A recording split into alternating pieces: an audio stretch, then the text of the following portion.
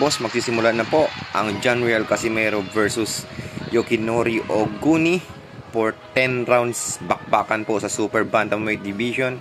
Andito na po, ito na yung pinaka inaabangan na laban ngayon, hindi lamang sa Pilipinas kundi pati na rin sa buong mundo. So kita nyo mga boss, punong-puno talaga yung venue. Talagang inaabangan talaga ang ating pambato sa Japan mga boss. At sikat na sikat siya dito eh. Start the opening round, nice fight agad. Gusto agad tapusin ni Casimero mga boss, pero kailangan niya mag-ingat mga bossing. Tiri agad, ayaw nang patagalin ng laban. So nang tapusin agad mga bossing. Let's go, pero kailangan mag-ingat. Nice left, pero kailangan mag-ingat ang ating pambato dito mga boss, baka ma-counter siya. Yan, Punteria Bodega.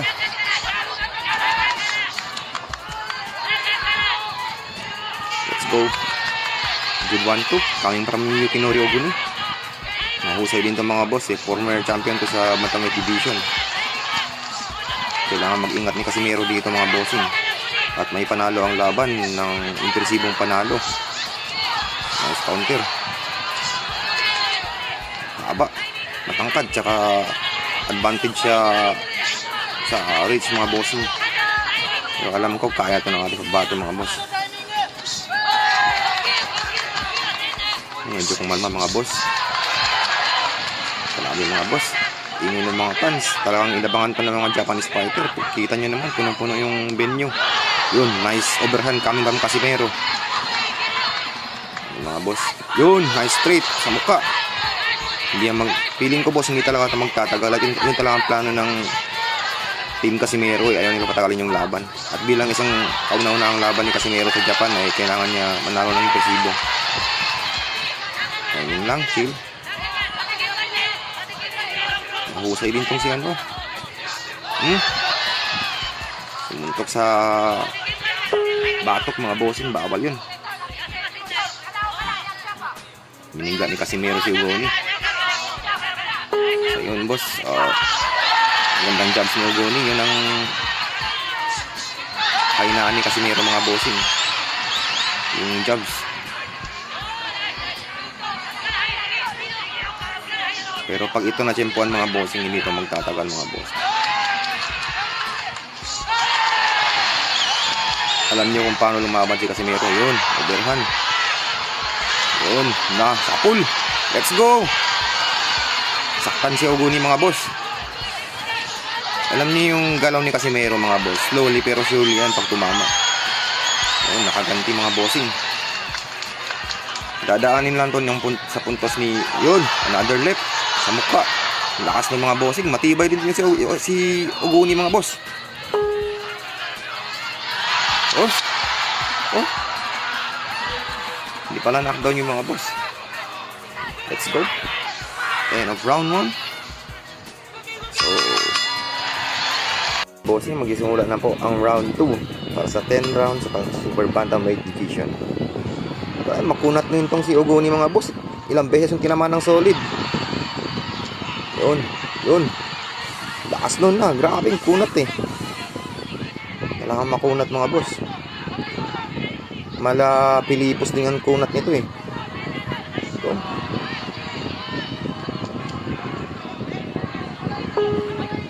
Hindi napagod agad si Casimero mga bossing. Pero alam mo kaya nito eh. Good right, left. Kain parang Casimero. Yung ganti, kalaban. Ano nangyari sa belt ni Casimero mga bossing? Sa trunks niya medyo hihila niya din mga bossing.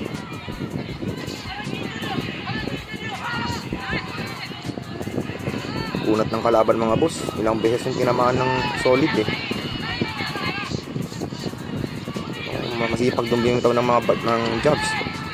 Tsaka 1-2 straight. Haba din ng kamay. So, another overhand. Pag yung tinamaan boss doon, isa pa. Yun, sapul. Tibay din. Ilang beses yung tinamaan mga boss, kailangan matibay eh. Tibay talaga ng Oguni mga boss. Tibay ng mga Japanese fighter. Maliban na lang sa nakalaban ni Troy Ransaludar kanina. Yun, nakatama. kakayanin yan ni Casimero mga bossing. Yung ganyang klaseng suntok tested na yung panga ni Casimero mga boss sa malalakas sa suntok. Alam yan ng lahat mga boss. So hindi natin kailangan mag-worry. Huwag lang siya matamaan sa bodega. Kasi hindi ko pa nakita na natamaan sa bodega si Casimero mga boss. Pero pag sa mukha, tested na to mga boss. Sana ito sa brawling mga boss. Nagreklamo si Casimero mga boss, nanuntok sa batok Sige, pag yung sumuntok si Oguni, dadaan lang to sa puntos dahil yun ang style ng fighting style ni Oguni mga boss Yun din ang kainaan ni Casimero mga boss. Tangkad ng kalaban.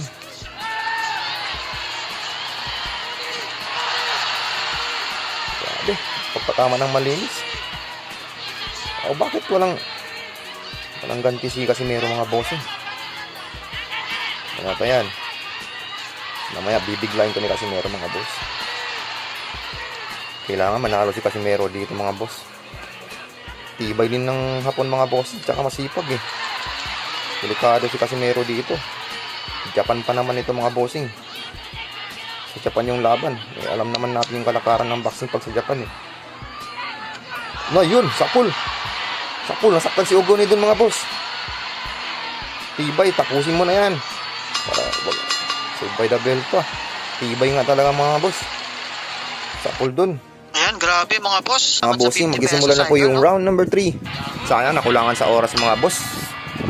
Save by the bell dun. Lakas ng over right hand ni Casimero dun. Sapul talaga sa ulo ni Yukinori Oguni. Halatang nasakdan dun si Oguni mga boss. Pero talagang makunat lang pag ibang fighter niya, wala, bagsak, hindi niya makakatayo. Yun, nakaset up ulit ng right hand. Another left, coming from Casimero. Kumpirya mo yung yun. Katawan boss, katawan, Casimero, katawan. Para naman, narinig na Casimero. Nice counter kaya ng Oguni.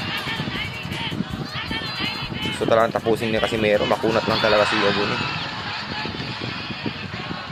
Yun, left na naman mga boss. Sapul, tibay lang talaga tong si Oguni. Makunat, ilang beses na tinamaan ng malakas sa suntok mga boss. Yun, sapul na naman.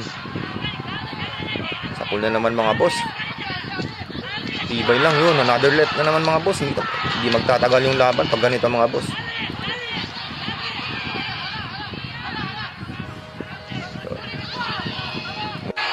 Boss, continue tayo sa round 3. 1 minute left for round 3.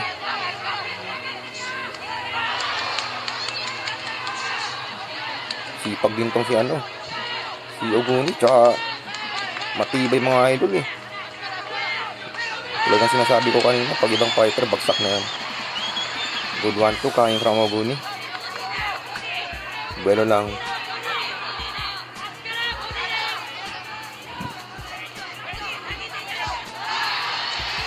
Nice upper, kain from Oguni. Grabing ingay ng mga Japanese fans. Grabe mag-support ng fighter mga boss Yung laban na to mga boss, parang championship bout Grabing daming dumayo mga boss para saksiyan yung laban. Talaga namang inabangan yung ating pambato sa Japan mga boss.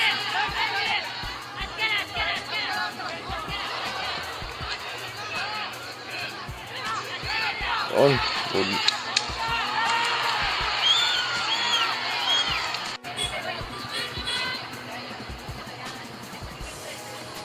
Medyo napagod na ang ating pambato dito mga bossing.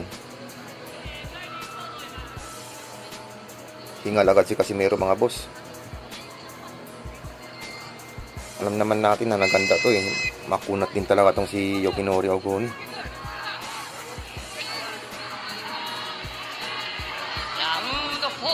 So magsisimula na po ang round number 4. Yan, round 4 po tayo mga idol, no? Sa mga gusto pong magpabot ng tulong at suporta dyan, yan, donate any amount lang po mga idol. Kailangan sa kay Anthony Casimero mga boss para mas lalong umangat ang ranking sa major sanctioning bodies ng boxing, tsaka magkaroon ng palukokan, banggaan ng ulo mga boss. Tsaka bumagsak na yun eh. Bumagsak. Tinamaan yun nun eh. Nangyari na naman yung hindi natin inasahan. Kagaya na nangyari kay Akaho mga boss. Naku po.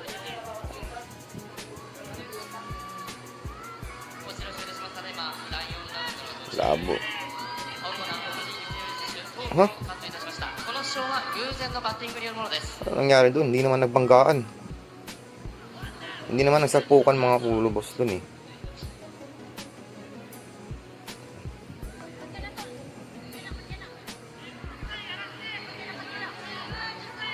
So, continue yung laban. Pangit kasi pag... No? Tinigil yung laban mga boss. Grabe yun. Ba't ganon? Naku po. Ba't napunit mga boss? Paktay mga idol, no? Mukhang itinigil na lang referee yung laban. No contest mga boss. Mukhang itinigil na ng referee yung laban dahil sa cut mga idol.